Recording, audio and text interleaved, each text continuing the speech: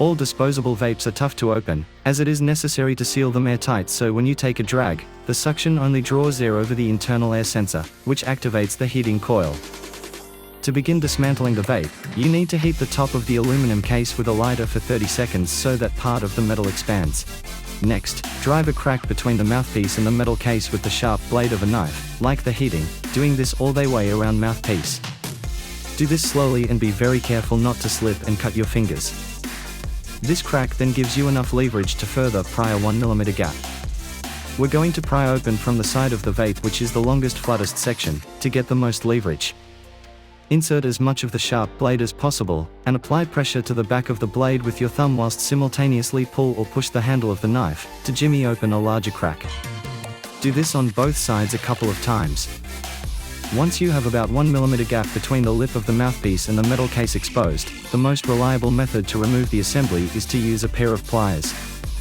Apply pressure to the handles between your knees, then use both hands to gradually and carefully jiggle the case left and right, whilst pulling up.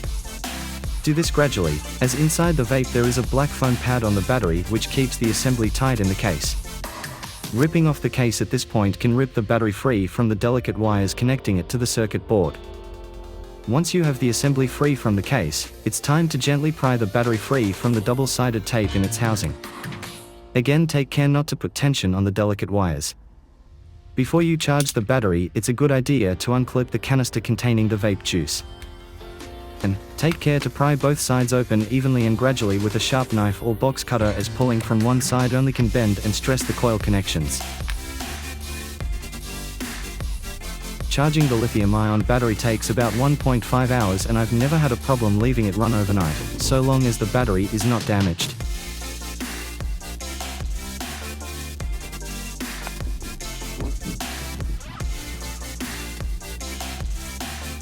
The most reliable way of refilling the canister is to never squeeze remaining juice out of the canister wicking material pads, as this breaks down the porous structure in the pad, essential to keep the wick damp but not saturated. For a long time I squeezed the pads dry of juice to mix with new juice, but this breaks down the ability of the pad to retain juice, which then flooded the coil, causing it to burn out after only a few draws. Vapes are purposely designed to run out of battery before they run out of juice, this way the coil never burns out and leaves an excess of juice. If it were the other way around, excess charge would mean consumers end up sucking the canister dry of juice and inhaling harmful fumes of a burnt coil.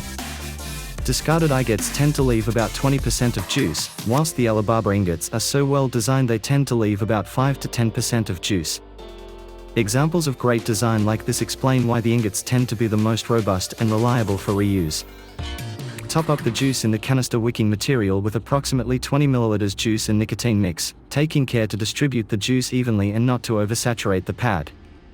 Once the battery is recharged, it's also a good idea to slice off some of the foam pad off its side, and use glue to strengthen the connection of wires to the circuit board. It's important to replace the battery in the housing as close to the lead as possible, as a loose battery will get caught on the base cover when reinserting the assembly. For ingots, you always have to reset the lead once it indicates 00 battery.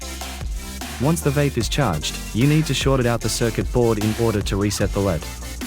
Using speaker wire, brush over the pair of gold dots that sit closest each other on the board.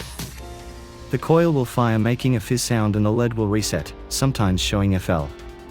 Some models have 6 pins, clamp pliers over left 4 pins, gently squeeze and sometimes pull until you hear it reset. Once you have replaced the loaded wicking pad, and clipped back on the juice canister, it's time to test the vape. It's not necessary to replace the clear acrylic lead piece, but before locking the assembly back in its case, it's a good idea to lubricate the flange of the assembly with oil, making it easier to reopen next time.